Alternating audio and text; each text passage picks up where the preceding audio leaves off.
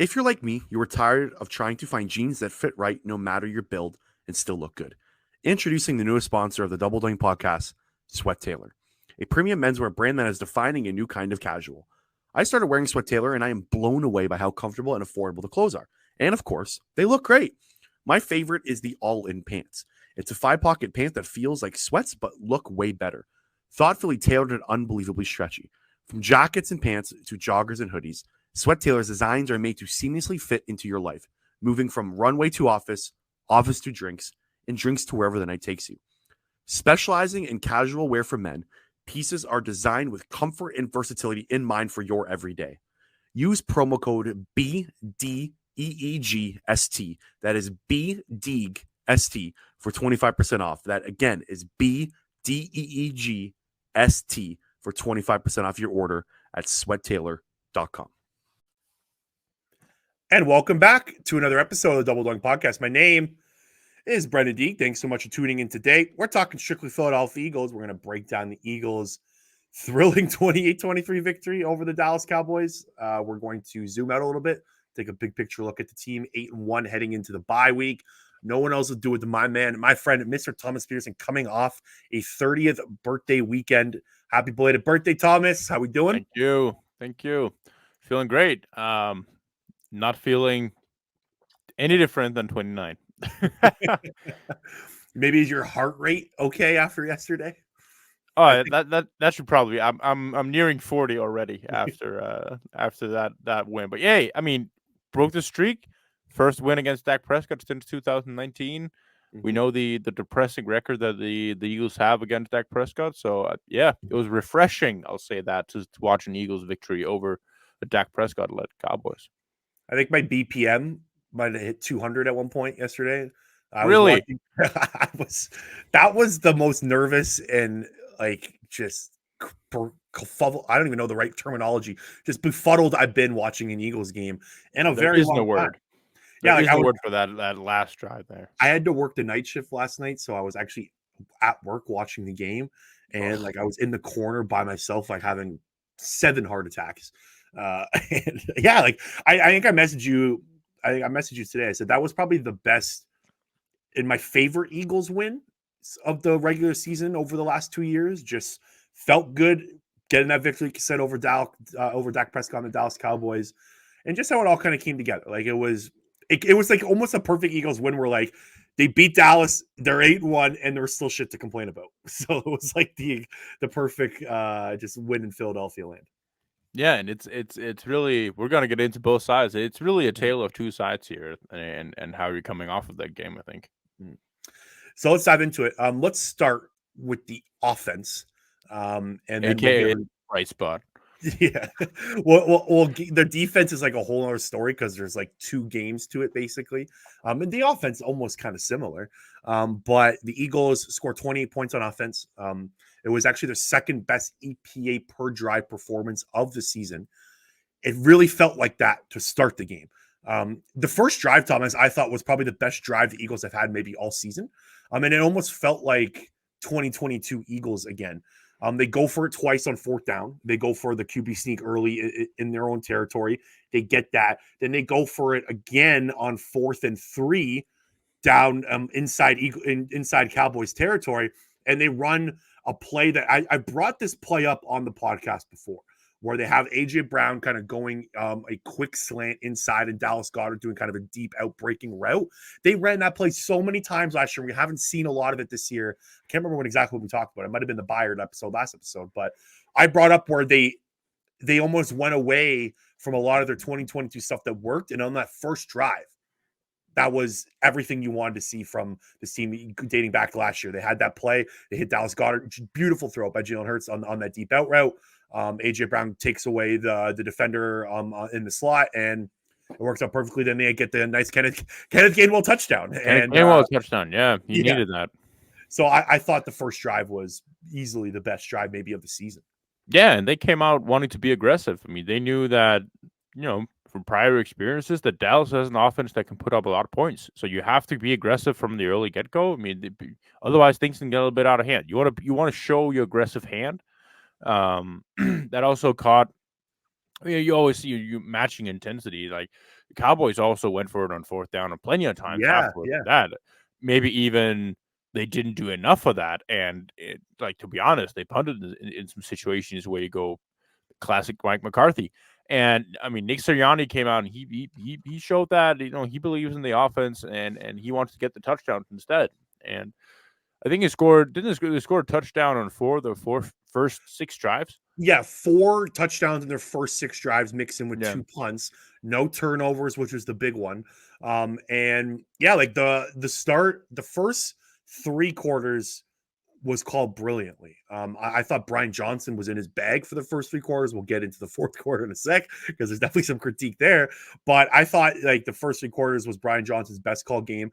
They had that the play that Dallas got injured on, where they had Dallas Goedert sweeping around the line on the flat route, which the play they ran a lot last year as well. They do it with AJ Brown. Um, everything fed into it. Like every play was backed off the next play.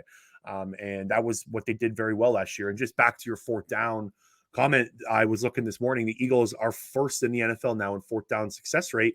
The second place team is the San Francisco 49ers at 75%. The Eagles right now are at 76.47%. Just goes to show, like, if you're going to be aggressive and you want to be aggressive, and if you're going to be aggressive, you're going to be a good team. Eventually, especially if you have good players. Like if you got guys that can execute it, especially the Eagles have the best fourth down play in NFL history. So hats off to Sirianni for being aggressive in this one. Like you brought up, Best backed up play as well. Like if you're backed up in your own 1 yard line, you yeah, can send Micah Parsons surfing. you went for a ride. Yeah, I don't know what he tried to do on that because he didn't have Yeah, any momentum really. He just kind of surfed a little. Yeah, it was weird. It's the wrong way to beat the tush push. Like you got to get under. You don't want to go over the top. Like Yeah, it does absolutely nothing. What did you make of Jalen Hurts today or yesterday? he was fantastic. Mm-hmm. We texted a little bit back and forth when he took that blow to the knee. Did I miss something in terms of calling roughing the passer penalties and in like hitting quarterbacks at the knee or below? Mm-hmm. Like genuine question. Like I don't. Is it only when they actually get tackled from that, or I where does that don't. rule come in? I couldn't tell. Was DeMarcus Lawrence pushed there a little bit? Nah, he was. I think he was just going. I mean, he was kind of getting a low. He was getting low on Landon Dickerson. It looked like, and he just kind of jumped forward. Okay. Anyways, yeah, that was a scary moment right there. He's his knee inverted quite a bit. It didn't really look like that. It looked like it. Nothing in that knee held it in place other than the MCL, and it really flexed a lot in that spot. Yeah, So you could kind of get like you just when you're of course in the medical business, so you definitely have a better view of this than most of us. But like just from watching football my whole life, like you can kind of tell when knees don't look right and a play doesn't look right on a knee, and that was definitely one of them. Like my heart sank a little bit. I thought it was more serious than it was, but yeah, man, that must be failure. go look at Nick Chubb's injury when he gets hit in midair and what his knee does, and then look at that that play on that hit on Jalen Hurts there. The knee does the exact same thing in that spot. And it's one of those things that he's already playing with a brace, so that kind of takes some of the force away from the hit. But yeah, we were holding our breath at that point Mm-hmm. for sure. Kind of weird that he didn't go out. Just I mean, he had to go in there and take give that handoff. Like what? Why not put Marcus Mariota in there for the one play? I guess Hurts is like he's got that mentality where he's It's like I'm fucking going in 100% there. Hurt saying I am Yeah, not missing a snap. 100%. Yeah. Yeah.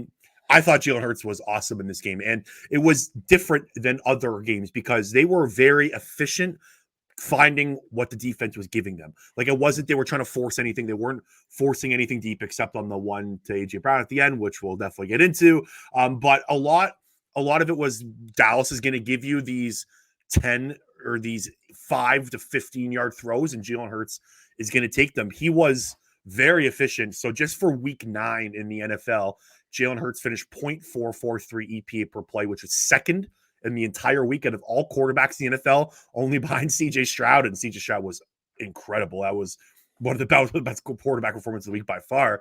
He was second in completion percentage above expectation, Thomas. So all the throws that he was supposed to make, he made. And on top of that, the throws he wasn't supposed to make, he still made. He was also first in success rate, which is what you want to see from Jalen Hurts right now, just finding what the defense, like I said, is giving you. So he was awesome, completed 81% of his throws. Everything was there for him. Just some generic stats for you: 17 to 23, 207 yards and 2 touchdowns, 9 yards per completion. So he was throwing dimes. The one to Devontae Smith coming on a crosser where he literally put it like just a few inches inside of, I think it was Deron Bland, and hitting Devontae Smith in stride. Later on, Devontae Smith on Deron Bland as well. Probably the best throw of his year. Yeah. Maybe even his career. The one to Devonta Smith in the end zone, right? That was the best throw I think I've ever seen him make.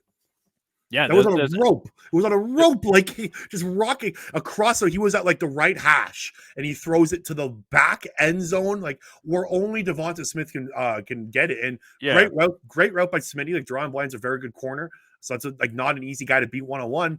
And Jalen Hurts put it exactly where it needs to be. Like I messaged you right away. I said that was probably the best throw of Jalen Hurts' career right there.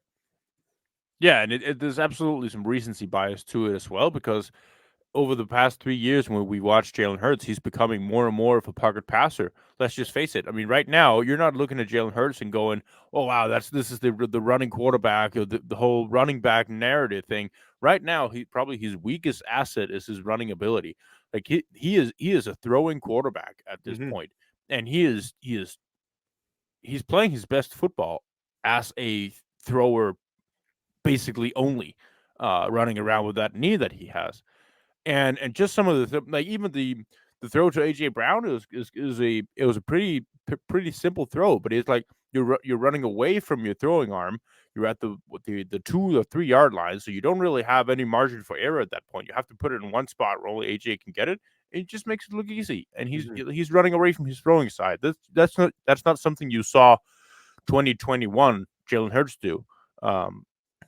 So it's fun to see how he has developed to a point where he can have his knee taken away and still perform at that level that he is doing. Do you think he's got better arm strength this year? It's kind of one of my takeaways so far. I feel like the ball's got more zip on it. Yeah, I think he like mechanically he just looks better when he's throwing deep. Like sometimes we'd see some of those plays where he's like torquing his upper body with the lower body really doesn't follow through. Right now, it looks more effortless when he's throwing the ball, and he has some better timing on it. Yeah, like that throw to Devonta Smith, the one that you brought up, the first throw down the right sideline. I think it was a third down completion there. Like that was exactly where the ball needed to be, and it just looked. Hey, it's got the ball looks like it just got more fire to it. Jalen Hurts is just playing lights out over the last 2 games. 566 total yards, 7 touchdowns, 0 turnovers, which is an incredible stat. Just he's not turning the ball over like he was early in the season. And then another one for you, Jalen Hurts is the 8th quarterback in NFL history now with 3 consecutive games of 73 completion percentage, at least 200 passing yards, and 2 or more passing touchdowns, with some impressive company: Peyton Manning, Drew Brees, Tom Brady, Carson Palmer, Aaron Rodgers, Matt Ryan, and Kurt Warner. So he's just looking at you brought up a completion percentage over expected. He is by far the best in the league this year with 6.9. It has an expected completion percentage of 61.9. He has an actual completion percentage of 68.9. He's up 6.9% of his throw through 9 weeks. That is some stat. And we were talking. I think it was the preseason when we were doing our Eagles previews episode or whatever, and we were saying, what if Jalen Hurts like takes that next level as a passer? Like last year, I think he finished top 10 in completion percentage. It was like 6th in EPA, 13th in success rate. Like he was there among the elites, but like it wasn't at the top. Like right now, Thomas, he's 2nd in the NFL in completion percentage out of all quarterbacks. He is top 3 in EPA per. He's 6th right now in EPA per play. He's top 10 in success rate. Like he even from last year, like the numbers are better this year through 9 games. He's creeping in to top 3 in basically every single quarterback metric. He's playing amazing, and yesterday he was awesome, and he needed to be, because there was a lot of other things that didn't go right for the Eagles on the offensive side of the ball. The run offense was not there.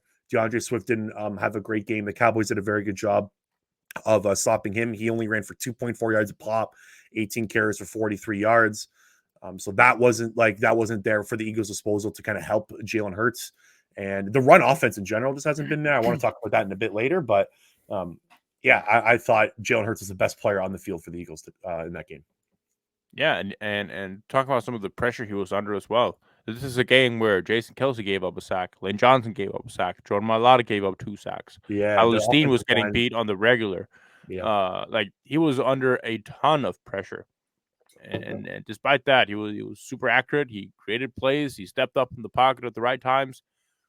Cowboys defense is legit, man, and it's really impressive the performance that he had against this unit that really makes a living of just creating turnovers and really scoring touchdowns on them. That's why you have these blowout wins by the Cowboys. It's not because their offense is great.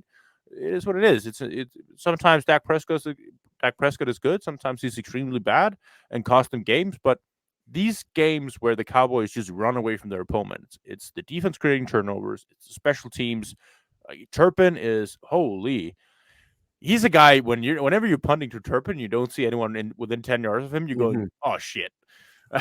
Yeah, he had the big return on the second after the Eagles' first drive. I think he put the ball to the 40. He had a couple nice returns. Yeah, the Eagles' special teams wasn't very good in this game. Yeah. So it was a game where a lot of things went against Jalen Hurts to where you could understand if he had a bad game. He just didn't. He just elevated everybody. Mm-hmm. Let's talk about the fourth quarter offense because, like we said, the Eagles' offense was very good. First 3 quarters of the game, second best efficient offense performance of the year, but they really did try to give the game away in the fourth quarter. Like they go 3 straight 3-and-outs on their last 3 drives. Now the first one was tough, right? Because first or second one they were at the 1-yard line, right? After the Luke Schoonmaker was short of the end zone, so that's a tough spot for an offense. So I'm not going to give them too much critique there, but so that was the first of the 3. The next one, the Eagles, I think there's about 3:30 left in the football game. And it's 3rd and 3. Instead of running it, they take a shot to AJ Brown down the sidelines. AJ Brown had a little bit of separation on that play, but you need to throw a perfect ball there. You need to get that ball inbounds, Jalen threw it out of bounds. AJ Brown didn't have a chance. It didn't even look like AJ Brown was expecting the ball. I don't really know what happened there. I went back. I watched the condensed game version today. I couldn't tell if Jalen Hurts switched the play. I don't think he did. I think this was the legit play call. Maybe there was some sort of run option combined to it. Jalen could have checked to a run. I don't really know exactly what happened there, but that's not a play call you want to be running at that time because it's 3rd and 3, right? If you run, you get 2 yards. You have the tush push to get you another yard, right? I think you have to put the ball on the ground in that situation. Yeah, I agree. Yeah, but it's one of those where I also recognize that AJ Brown right now he's the best player on the Eagles offense. And the connection that he has with Jalen Hurts is special. It's just where AJ Brown accelerates, where he's special in those situations more often than not, is on slant routes or stay routes where he just smothers the guy in front of him, picks up the necessary yards. I don't understand the aggressive downfield nature. I mean, just you don't have to get more than what you have to. It's yeah, I thought that was very serious. Yeah, that was, and it sucks too because Brian Johnson called such a good game for the first 3 quarters. That's what people are going to remember is that one play call of this game, and it could have been bad. If the Cowboys do go back and score and win this game, that's kind of my big takeaway a little bit from this game is imagine the Cowboys do win this one. This whole podcast is a completely different vibe. The Eagles were winning by 11 points before. Now they lose this game. There is a whole nother side to this, and the Eagles and like I said, the Eagles offense did do their best to give that game away. They certainly didn't help the defense one bit. No, not in the second half for sure. And I don't think the defense helped the Eagles offense in the first half. It was kind of like they flip-flopped. Yeah. I think the whole series at their own goal line was just about getting a decent spot to punt. Yeah. I mean that and credit to Brenden Mann. I mean, he took some flag on Twitter after that punt. The punt was 50 yards. Yeah. I mean, from his own end zone. What are we doing here? It was perfect. Got into Cowboy territory. That was fine. So yeah, for me it was more the other two drives that didn't result in anything. Yeah. The last, so let's talk about the last drive the Eagles had on offense. Jesus Christ! Oh yeah, on offense. So it's 3rd and 7, and they try to run another bad play call, in my opinion, in this situation. Yeah. I don't know if you noticed this at the time. I caught it when I rewatched the game today. They had AJ Brown going in motion. So DeAndre Swift runs into AJ Brown. Okay, so that's how the fumble happens. Tyler Steen, underrated play of the game, falling on that ball. Like maybe the play of the game was Tyler Steen recovering that fumble. I don't know if you caught this, but AJ Brown in motion. Let's say the run does get off. Okay, AJ Brown is in charge of cover or blocking Micah Parsons on that play. Micah Parsons is the free man. AJ Brown in motion supposed to block Micah Parsons on an inside run. I hate that play call. It was so dumb. It kind of goes against what I just said at the 3rd and 3 because it was 3rd and 7 on this one. It goes against what I said where they should have ran it the first time. I wouldn't have minded a pass in that situation because if you get a first down, that's where you want the slant to AJ Brown. Exactly. Yes, I find a high percentage play, the slant to AJ Brown, some sort of play where you know the ball is going to get in some guy's hand in open space. Instead, they run this. I've never seen that run call unless I'm crazy. I don't remember seeing AJ Brown in motion trying to chip off a guy like Micah Parsons or anyone on the edge. It was a good hit, though. Yeah, he did rock DeAndre Swift. He rocked for sure. You could tell AJ Brown was pissed after that play too. Like he was walking off his head down. It almost looked like he knew, like, oh, this play call is going to be a disaster. And he's like, look what happened. He was not happy. Jalen Hurts is trying to talk to AJ Brown as he's walking on the field. AJ Brown's like, I might have just fucked up the whole game for us. So shout out Tyler Steen for dropping on that ball. But yeah, Brian Johnson with two play calls that I really did not like at the end. And I've been trying to be a Brian Johnson defender, and I thought he called a really good game, but those last 2 ones were, ooh. Yeah, but it's also the most important part of the game. You want to have, if your offense is that good, you want to be able to, like, if the defense do their job and they get the ball back for you, you want to be able to close out the game in that situation. And don't give them the chance. Mm-hmm. Be you don't necessarily have to go score. Just don't give them a chance to get back in the game. Last thing I have on the offense is this is getting bizarre with Rashad Penny, Thomas. So Rashad Penny gets 2 carries for 8 yards in this game, and they're both coming at a halftime. So they come at a halftime. Rashad Penny's the lead back in the 3rd quarter, gets 2 carries for 8 yards, and they go, we've seen it now. See the field again. Yeah. I don't know what to make of this situation. You think they're rolling dices out there on the sideline? Who's going in? And you have 6 sides where 4 of them are Swift, 1 of them is Gainwell, and then 1 of them is Penny. You just roll the dice. A quarter of one is Penny at this point. Like I don't get it. Like, so what happened at halftime? Like, why did they say at halftime Rashad Penny's going to be the guy? Like, and then you run it for 2 plays, and then he doesn't see the field again. Like, I don't get it. The Rashad Penny situation in Philadelphia is so baffling to me. It's one of the biggest mysteries of this entire season. Not even just the Eagles, the entire season, because I don't get what's going on here. Maybe it was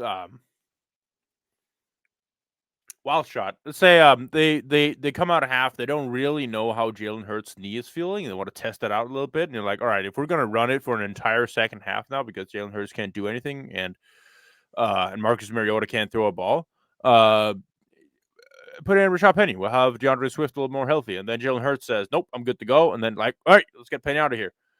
Back to our old defense, our old offense. Fair, but you could have just done it with that's all I have. There's definitely holes in that theory. You might be onto something, but I don't know, man. The Penny thing continues to baffle me. It's so funny. Very weird situation. Do you have anything else on the offense before we move to the defense? No, not other than injuries, and we'll get to that. Yeah. Okay, the defense, an absolute roller coaster of a game for this Eagles defense. So in the first half, they allow 17 points to the Cowboys. The Cowboys basically did whatever they wanted in the first half. They punted on their first possession, but then the next 3 possessions are touchdown, field goal to score 17 points. The Cowboys just marched up and down the field. And then in the second half of this game, it's crazy that they only gave up 6 points in the second half. Like it's not. It almost feels like it's not the game that I watched. Like when I went back, and was looking at the stats. I'm like, really? They only give 6 points second half. Like that's not what my brain told me yesterday. But they pulled it off, Thomas. They really picked it up in the pass rush, especially in the fourth quarter. And I dug up a stat today because I was curious how many Eagles sacks have been in the final 5 minutes of the games. Yeah, I saw 12 that. of the Eagles' 30 sacks now have come in the final 5 minutes of games, which is like defies logic to me because usually pass rushers are tired by the end of games, right? Like especially how much snaps Hassan Reddick and Josh Sweat are getting on this defense because they really only have 3 defensive ends at the moment with Brenden Graham. So to be able to just pick up your game at that part of the game is remarkable. Yeah, and shout out to Hassan Reddick. I mean, he played a fantastic game, and he was getting a lot of pressure on Dak Prescott. He was single handedly making sure that the Dak was moving around the pocket a lot, and also credit to Dak for creating plays and extending drives and avoiding sacks. That like Hassan Reddick could very easily have had 3-4 sacks in this game, had Dak Prescott not made some type of move or moved around well in the pocket. One of the plays, Hassan should have had a sack, but then he kind of rolls a little bit. He injured his foot, I think, on the play. He went out for a little bit. He got back in the game, thankfully. Um, but yeah, at entering the fourth quarter, I was really just looking for somebody to assist Hassan Reddick because I know Next Gen Stats came up with a lot of Josh Sweat hurries, and I know a lot of them came to the last few drives. But for the majority of this game, Josh Sweat was not to be found. Yeah, Jalen Carter was Tyron not to Smith be found. Tyron Fletcher Smith had his Cox way was with. yeah, Yeah. exactly. And So Tyler Smith had his way with Jalen Carter for a e- very good chunk of the game, except for that last drive. exactly. And on that last drive, though, I mean, I can't wait for the all 22 of that one because Jalen Carter just destroys a double team between Tyler Smith and the center. Is it Biadasz? Yeah, be Um, honest. Yeah. And so Josh Sweat gets the sack on that play. Jalen Carter comes in and assists on it as well. But that was a really good move from Jalen Carter, and that was also in the final 5 minutes as well. But for the rest of the game, Jalen Carter was completely missing in action. Fletcher Cox nobody to be seen. Milton Williams was struggling big time in the entirety of this game.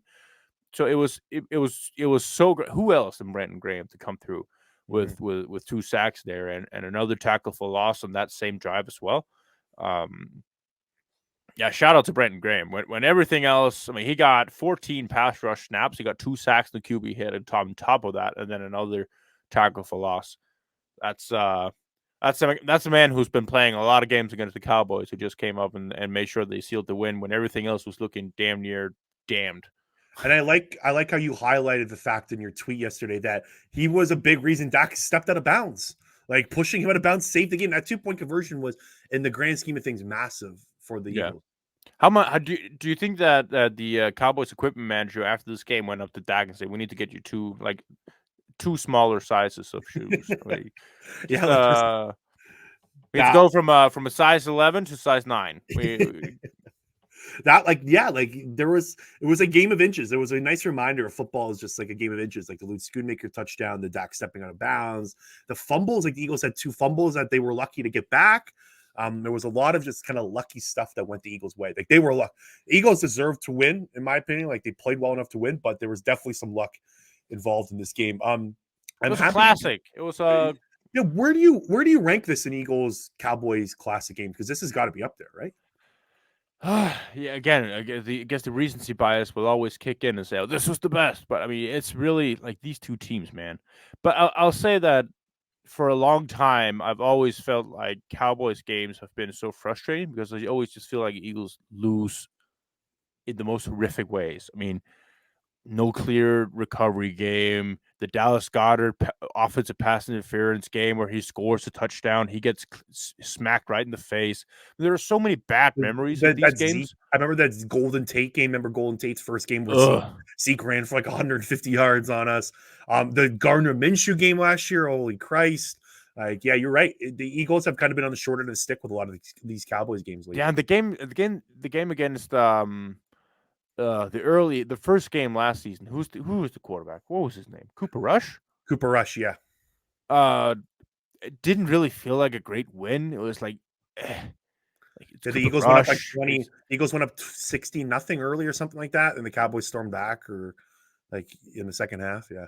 Yeah. So I don't know. I think it kind of goes back a long way before I think really find a classic that was as good as this one. Yeah. Maybe the Jordan Matthews overtime, like Sam Bradford, Sammy Jordan Matthews. Snead's That was game. Yeah. a great game too. I remember exactly where I was watching that game. I was at university and at the house with I played football at York University in Canada. I remember watching with some teammates. It was a couple Eagles fans. That was a fun one. But there you go. Yeah, this was definitely up there. I don't know if Cowboys fans will agree, but definitely for Eagles fans, this was definitely a classic. I want to talk about Dak Prescott in this game before we kind of move more onto the Eagles side of things, because I thought Dak was amazing in this game. I thought Dak Prescott put the Eagles defense in spots that were tough. Like there was 3 to 5 plays where Dak Prescott escaped the pocket. That one 3rd and 13 play really caught my eye this morning, where it's 3rd and 13. Dak Prescott escapes the rush, rolls out to his right. He has a guy. He's kind of pushing off a guy. He's got one hand on the ball, throws it on the run, and it's an absolute dart to the outside for a first down. That was a broken play. Like there was a bunch of plays, and even like the touchdown to who scored the first touchdown? The touchdown throw to Kevontae Turpin. The very first touchdown was a throw that was perfectly placed. Like he was awesome in this game. And I know Eagles fans like to harp on Dak and make fun of him on Twitter, but he was spectacular. Like he went toe to toe with Jalen Hurts.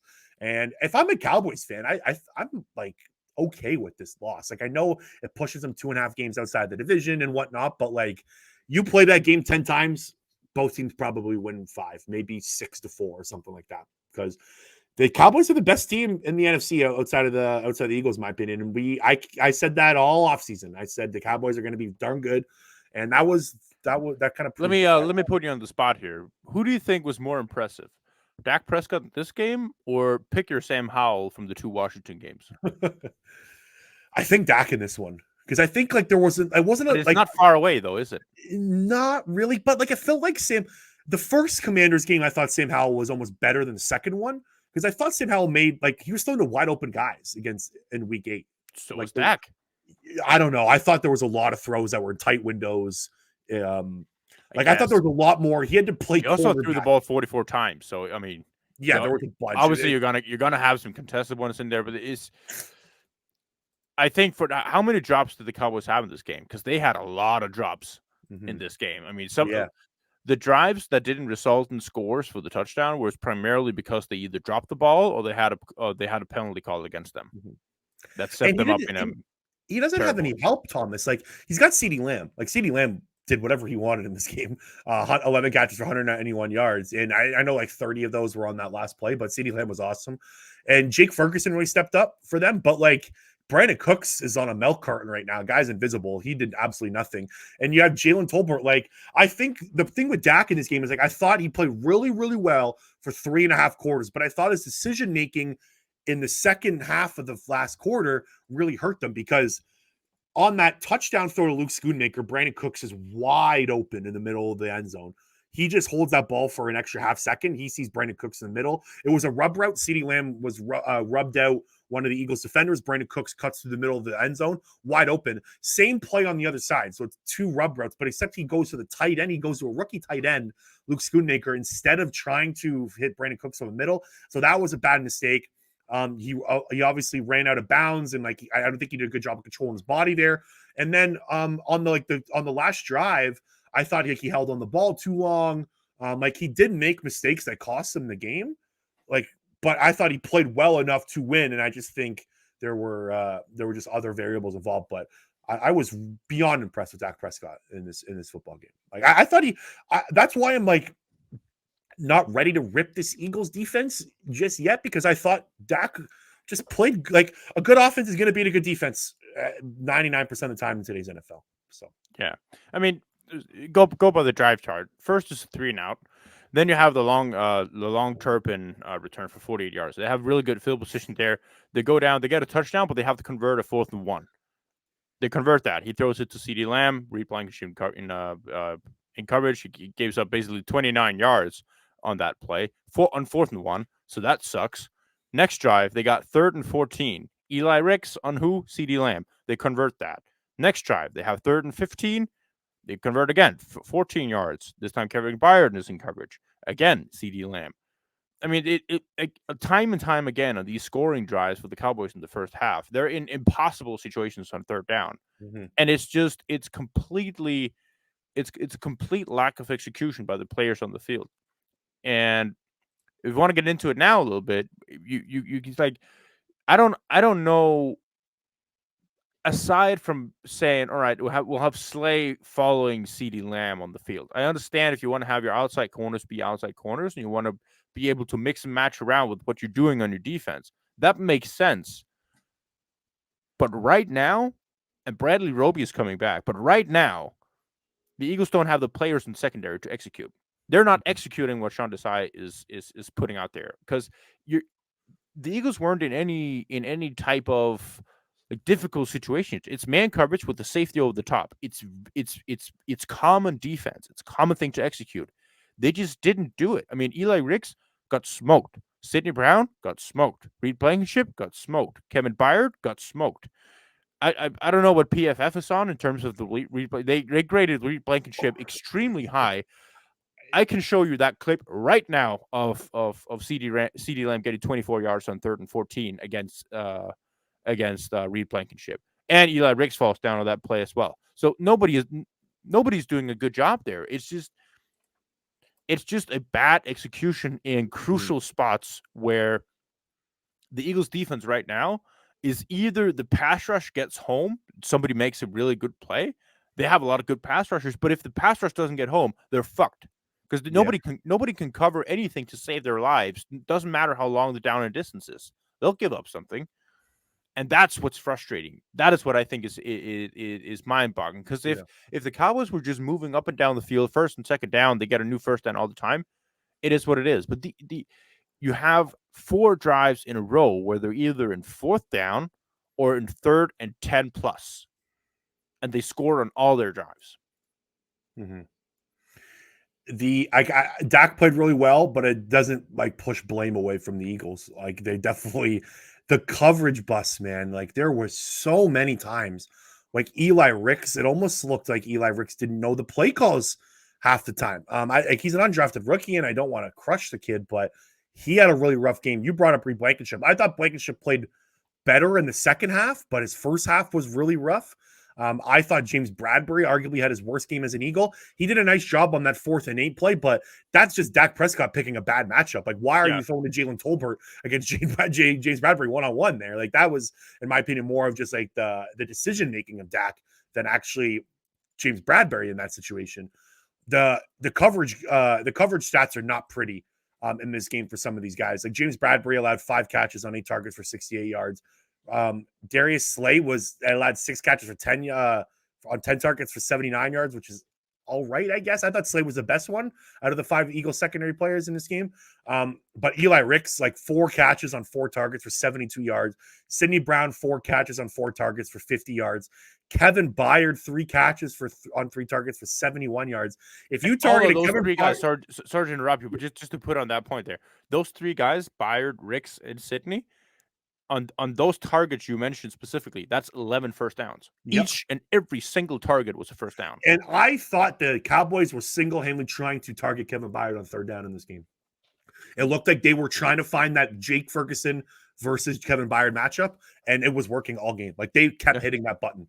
I think all Kevin Byard's targets came on 3rd down. So they obviously saw something in film this week where they said, look, this young tight end, Jake Ferguson, against an aging safety is definitely something we want to attack, and it worked perfectly. So the holes on this Eagles defense really came out just from like the personnel standpoint. Like you brought up Eli Ricks, Kevin Byard, and Sidney Brown. I went and looked up this morning the middle of the defense. Dak just had a field day. Dak was 9-12 for 158 yards, 18.1 yards per attempt over the middle of the field in this game, Thomas. Like that is nuts. That can't happen the rest of the year. But that's a conversation for a different day. But the Eagles secondary did not have a good day, even though Dak played really well. But there were definitely a lot of issues. Yeah, and You guys, if you want to put a curl on that and looking a little bit into the bye week here. Yeah. So, do you have anything else on the? Let me just take a look if I have anything else on the defense here. I thought Zach Cunningham actually played pretty well. I thought he stepped in nicely. We'll get to Nakobe Dean in a sec. We talked about CeeDee Lamb not tailing Darius Slay not tailing CeeDee Lamb. I was really disappointed with that. I would like Sean Desai to going forward. If you got a number one wide receiver, you pay Darius Slay. Darius Slay is the 12th highest paid cornerback in the NFL. You made him that. Make him follow the best receivers around on opposing teams. Yeah, and I know sometimes that gets a little bit generic in terms of when we say he is our highest paid player. That is their highest paid player. They should match up against you. Sometimes it's more like how do they match up? But even in this case here, CeeDee Lamb wins because he's a shifty route runner, and Darius Slay has the best footwork of all the Eagles secondary players. Like he's the most nifty and agile of your guys. He matches up the best from a schematic point as well. So I didn't understand that. Did you one more thing before we move on to big picture? Did you catch Thonggate at all? I saw some tweets about it, and it's obviously something the guy has in his pants. You're not having it? It's stupid. I'm old, Brenden. I'm 30 years old. I don't waste my time with stupidity like that. I'd be lying if I didn't study this video quite a bit yesterday at work because I was so curious. And if I was at work, I would definitely be more into it. Simply, yeah. So it was Matt Leo. Matt Leo was on the team at one point, right? He was an Australian transfer. He's now a coach on the team. He said on Instagram that it was the underwear that he was wearing, but I don't know. It looks thongish to me. If you don't know what we're talking about, go on Twitter, type in Matt Leo, and you'll see the video and some entertainment for you. The Double Doink podcast today is sponsored by Manscaped, who has taken a step up from Halloween to bring your face the cleanest shave it's ever seen. So this season, no need to toil and trouble. Manscaped's all-new Handyman is the best way to get rid of that stubble. Featuring a compact design and next-gen skin-safe technology, the Handyman was designed to give you that smooth finish without the mess of a traditional shave. Get the sweetest treat this Halloween by going to manscaped.com and use code DOINK20 for 20% off and free shipping. It may be spooky season, but you don't want to scare people with that scraggly beard. Give them something to look at with Manscaped's Handyman. Are you tired of a bad razor making your neck look like a scary movie? With the Handyman skin-safe technology to help reduce nicks and cuts, you can finally feel confident when going for that close shave. For wet or dry use, feel free to bring this anywhere and everywhere. The compact design and airplane friendliness make this the perfect travel tool for on the go. And being able to shave up to 3 days growth without the mess of a wet shave is priceless. Get 20% off and free shipping using code DOINK20 at manscaped.com. That's 20% off with free shipping at manscaped.com using code DOINK20. For a look as sweet as candy, get yourself the Handyman from Manscaped. The Double Doink podcast is sponsored by BetterHelp. Life is hard. It's especially hard when you don't have someone you can open up to. Not everyone is comfortable talking to their friends and family about their personal matters or anything that is bothering them on a day-to-day basis. Mental health is so important to continued success in this world. Therapy is a great way to regroup and get everything off your chest. Insert BetterHelp. BetterHelp is the largest online therapy service, 100% online. They will match you with professional licensed therapists you can trust. You can talk with your therapist however you see fit, via text, phone call, or video chat. BetterHelp has successfully helped over 4 million people worldwide deal with their day-to-day mental health issues. Use the link in the podcast description to get 10% off your first month at BetterHelp. Okay, yeah, let's zoom out a little bit here, Thomas. Let's talk about the Eagles heading into the bye week. Probably the perfect time for a bye week, I'd say so. Yeah. Oh my God, the schedule makers really nailed it with this one. Oh yeah, everybody basically was injured at one. I mean, you want to go through the list on the D line, like Milton Williams, Jordan Davis. You have a list, right, of all the injuries. Why don't you list? Yeah, and I even forgot Hassan Reddick on that one. Mm-hmm. Smitty had a little bit of a jerk in his knee on that drive where they basically had to just get out of their own goal line. Yeah, he was limping on the sideline a little bit. Yeah, he was limping off the field. He was limping on the sideline. You have a little concern for that, but he finished the game. He got in there as well later. The Jalen Hurts thing, I kind of put on a silver,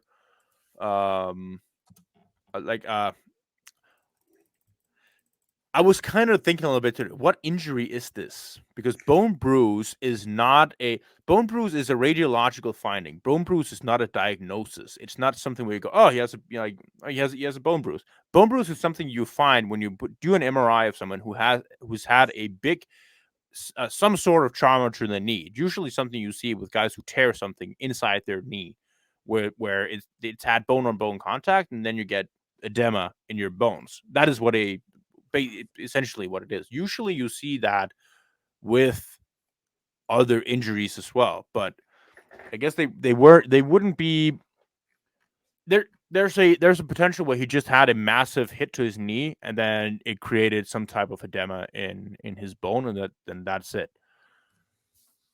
But he's also playing with a brace on his knee, and I don't know. I think Do you think it's more serious than they're leading on? I Like, do just you think think that there's limit? if some player was to choose conservative treatment, which is very rare in the NFL, in America, if some player was to choose conservative treatment because that would be put them in a possibility to keep playing, Hurts would be that guy, in my opinion, if he could. So I mean, suddenly he had surgery in the offseason for an ankle injury that we didn't know. We knew he had some sort of lower leg injury last year. Then all of a sudden he has ankle injury in the offseason. Um, I'll just bookmark it for when this season ends. What exactly Hurts has? I wouldn't be surprised if he has some type of procedure after the season finishes. Oh, 100%. I could definitely see that. He's a warrior, man. Like Yeah. he looked like he was in a lot of pain yesterday, and this is like you brought up the perfect time for him to head to bye week. What other injury? So the other injury, so Dallas Goedert. Yeah. Unfortunately, had to write that yesterday for the score. He had a broken forearm. He's going to be out at least a month. I would be shocked if he's not on injury reserve. So if he goes on IR, he can come back week 15 against the Seattle Seahawks. If not, you're looking at if they hold on to him and just keep making him inactive for the next 3 weeks, he could come back for Cowboys week 14. But to be honest, put him on IR, let him rest, get him back for week 15 against the Seahawks for those last 4 games of the year. I wouldn't rush him back. Broken forearm is painful. That was also the dirty tackle, man. I don't know if you saw the replay of this, but he's grabbing his arm. He looks like he's trying to break Dallas Goedert's arm on that tackle. And I know Dallas Goedert's a big guy, hard guy to take down. Like, I get it. You're in the moment. If you're the Cowboys defender, you're doing everything you possible to get Dallas Goedert's knee to hit the football or hit the turf. So the play stops. But I thought that was a dirty play. So Dallas Goedert's hurt. Nakobe Dean left with a foot injury. I want to talk about Dean in a second. I want to talk about Dean in a sec. What other injuries are we looking at? Other than that, we're looking pretty good. On the flip side, Bradley Roby is on pace to come back after the bye week. He said that himself that he should be ready. The defense needs that. They need some veteran presses back there. I think we tried the Eli Ricks and Sidney Brown experiment right now, and Kevin Byard is obviously not fit for playing the slot at this point. He hasn't been doing it very well, at least. I think Bradley Roby is a significant upgrade as a slot cornerback on the team at this point. Mm-hmm. And also we'll be getting Cam Jurgens back to play right guard after the bye week. So we do get some additions after the bye week as well. I think Dallas Goedert right now is looking like the only guy who's going to be out. And Quez Watkins might come back. We still haven't heard much on him. Oh, right. He's on the team. Zacchaeus had a nice catch on a third down play in the first drive. He continues to still make some plays, even with Julio Jones on the roster. Yeah, I think you're right. Jordan Davis's hamstring, he was cramped up a little bit. He ended up coming back in the game. He was kind of a non-factor in this one. But yeah, it looks like just with all the injuries kind of piling up, it's just really nice for them to get a bye. And like they's had a really tough 9-game stretch. Like that was going 8-1. That stretch is impressive as hell. And like now you finally get a reset and a breather. And they get 15 days off too, because their next game is against the Kansas City Chiefs on Monday nights, 2 weeks today. Whew. The Chiefs are also coming off a bye, so because they were in Germany this week, so both teams are coming off a bye, heading into that one. Okay, I want to talk about the depth chart a little bit here. So when Cam Jurgens comes back, he's going to slot in at right guard. Tyler Steen's going to be out. He played. He didn't have a very good game. Tough spot for him. Micah Parsons. You could tell the Cowboys We were knew going. that. Micah Parsons is going to go against Thomas Steen every single play. He kind of ate his lunch a couple times, but Cam Jurgens, I think, coming back really helps with the run game too. The run game has not been the same since Cam Jurgens has left. So that's the depth chart. That's probably the most important depth chart addition. On the offense, on the defense, Thomas, I have a take here, and I could be crazy here. I think Nakobe Dean should hit the bench permanently, even if he's healthy. I think he's probably going to go on IR.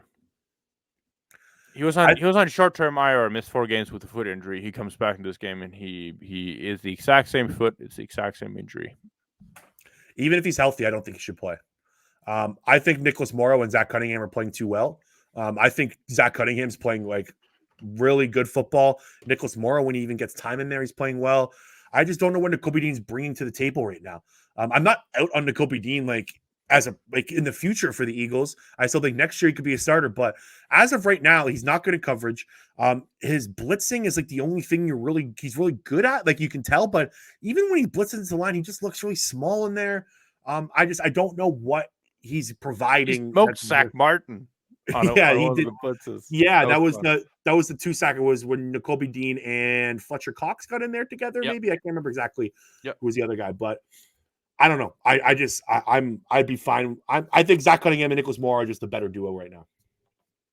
Yeah, they made some plays in the game. I think the success of the Cowboys running game in this one was also largely just the interior of the Eagles D-line getting beat up, which was kind of weird to see from what we've seen for the first 8 games. But yeah, I mean, I think Nicholas Morrow is doing a really good job. Zach Cunningham shows up, but he also is a blatant weakness in pass coverage. We know that. So you kind of know what you're getting. And to me, it's fine. It's not. I don't think Dean is an upgrade. I don't think he's a massive liability over the two. But I definitely see what you're saying. I think that's it. You brought up Bradley Roby. We'll saw it in the slot corner. Byard and Blankenship are going to be the starting safeties. Slay and Bradbury will be the starting corners. So, yeah, that's the Eagles heading to the bye. I do want to let Eagles fans know that you should be pretty excited to be a fan of this team right now. I was thinking about it last night when I got home from work. I was going like, Jalen Hurts is 25-2 over his last 27 starts. The Eagles have held either shared or alone first place in the NFL since week 1 of 2022. That is amazing. Jalen Hurts is now the 5th quarterback since 1950 to win 25 plus games over a 7-game span. Tom Brady, Peyton Manning, Joe Montana, and Jim McMahon are the other 4. Every single time Jalen Hurts plays, the Eagles are like gonna be in the game and probably gonna win. And it's getting spoiled to this point. Like I've got a best friend who's a Bears fan, and it's just like the differences between the Bears and the Eagles is insane. So I think this is like their Eagles are in a really good spot heading into the bye week. The team's vibes are high. 8-1 is an incredible record. And I just think Eagles fans should enjoy this because this is a very fun time to be a Birds fan. Yeah, and also just for the defense, for the secondary that we've been roasting a little bit here. And for Sean Desai to kind of take a step back after his first 9 games as a defensive coordinator, and can now look at finally have some pieces that are more solidified. He's played them before. They can regroup. Kevin Byard can take a look at the tape. He can get a look at the playbook again. Work on some of the smaller detail things before they head into the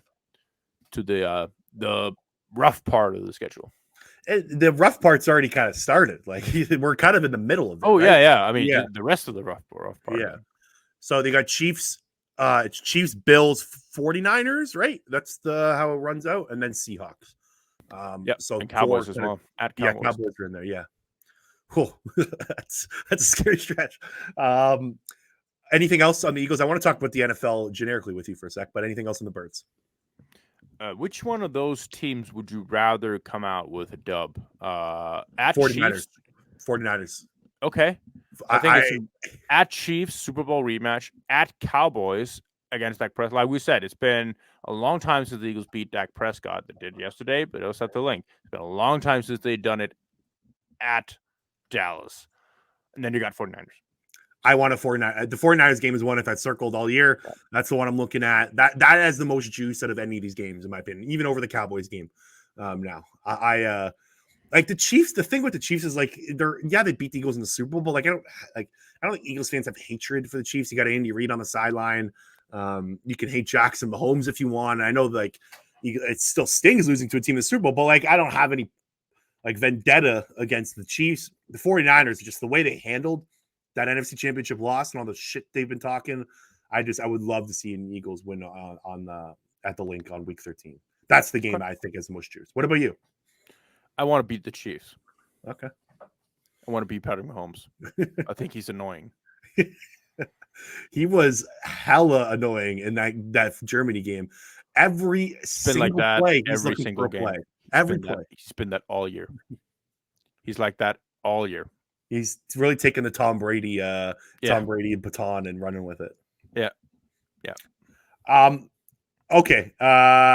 Generic NFL. I want to get some NFL takes from you. What's going on with your Falcons, Thomas? What is happening in Atlanta right now? I checked in. You said you had a Bears fan. And that's going. A friend of mine, really good friend of mine. I played for 10 years with him in football.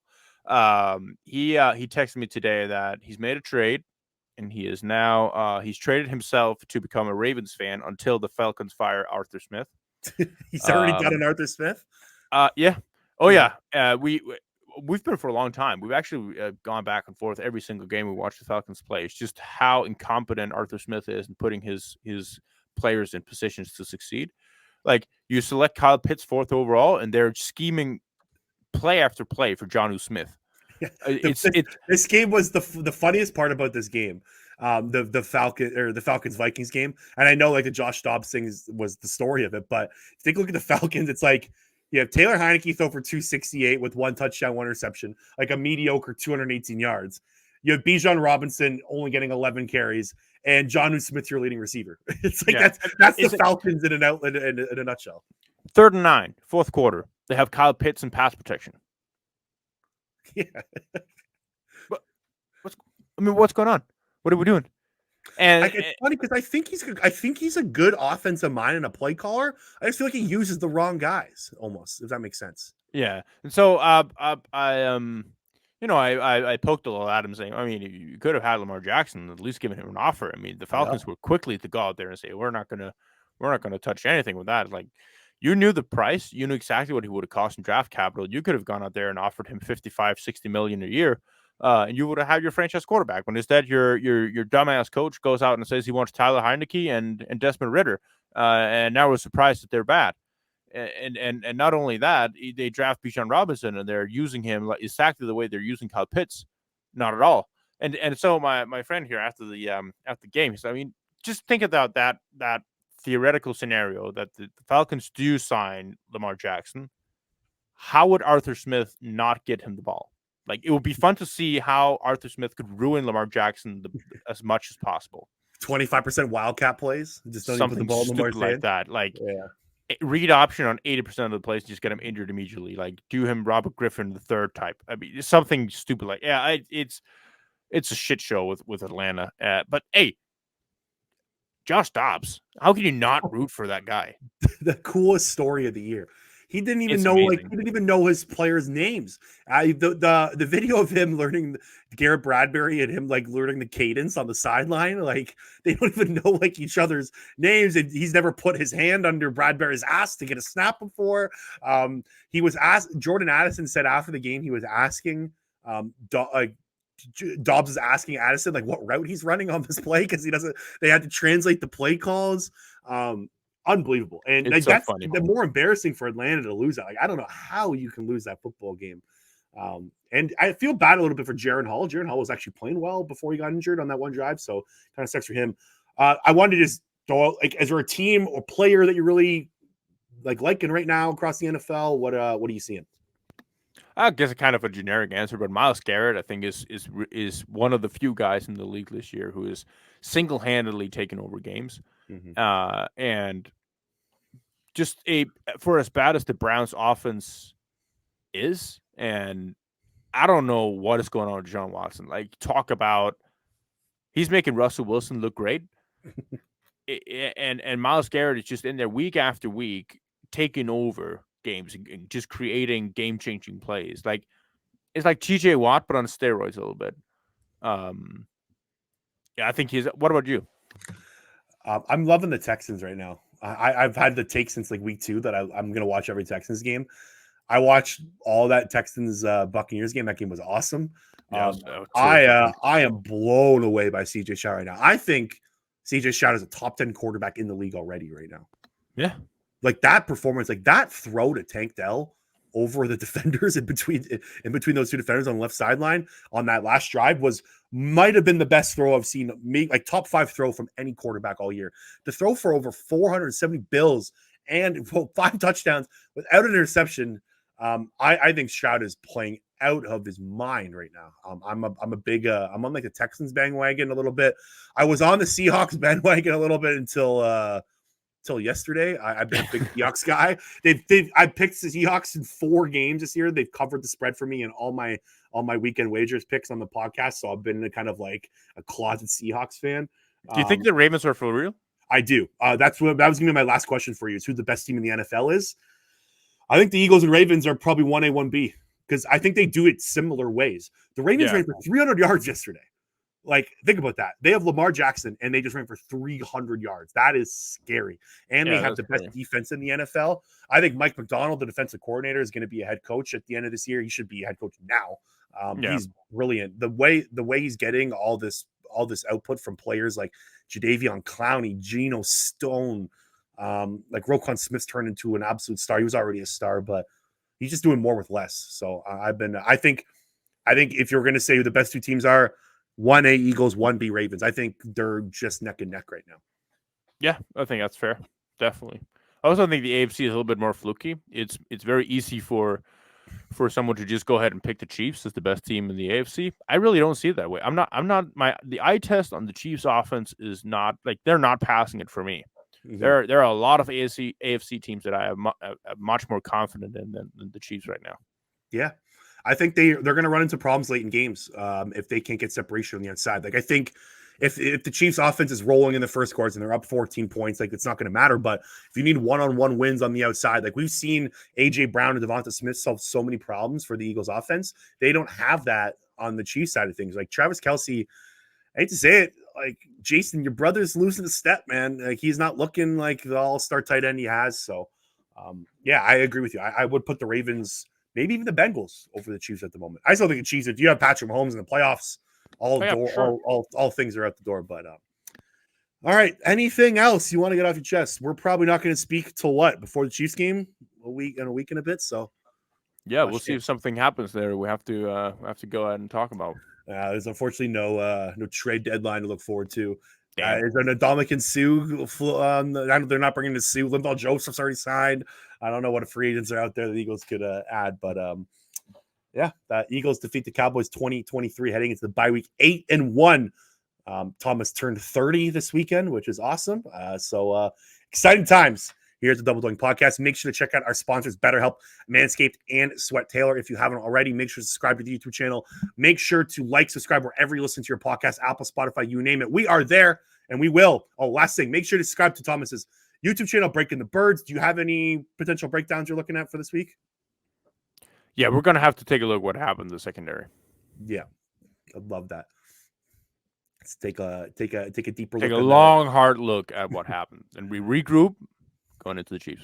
There we go, baby. So make sure, again, to subscribe to Thomas's YouTube channel, Breaking the Birds, and we will talk to you later. The Double Doink Podcast today is sponsored by Manscaped, who has taken a step up from Halloween to bring your face the cleanest shave it's ever seen. So this season, no need to toil and trouble. Manscaped's all-new Handyman is the best way to get rid of that stubble. Featuring a compact design and next-gen skin-safe technology, the Handyman was designed to give you that smooth finish without the mess of a traditional shave. Get the sweetest treat this Halloween by going to manscaped.com and use code DOINK20 for 20% off and free shipping. It may be spooky season, but you don't want to scare people with that scraggly beard. Give them something to look at with Manscaped's Handyman. Are you tired of a bad razor making your neck look like a scary movie? With the Handyman skin-safe technology to help reduce nicks and cuts, you can finally feel confident when going for that close shave. For wet or dry use, feel free to bring this anywhere and everywhere. The compact design and airplane friendliness make this the perfect travel tool for on the go. And being able to shave up to 3 days growth without the mess of a wet shave is priceless. Get 20% off and free shipping using code DOINK20 at manscaped.com. That's 20% off with free shipping at manscaped.com using code DOINK20. For a look as sweet as candy, get yourself the Handyman from Manscaped. The Double Doink podcast is sponsored by BetterHelp. Life is hard. It's especially hard when you don't have someone you can open up to. Not everyone is comfortable talking to their friends and family about their personal matters or anything that is bothering them on a day-to-day basis. Mental health is so important to continued success in this world. Therapy is a great way to regroup and get everything off your chest. Insert BetterHelp. BetterHelp is the largest online therapy service, 100% online. They will match you with a professional licensed therapist you can trust. You can talk with your therapist however you see fit, via text, phone call, or video chat. BetterHelp has successfully helped over 4 million people worldwide deal with their day-to-day mental health issues. Use the link in the podcast description to get 10% off your first month at BetterHelp.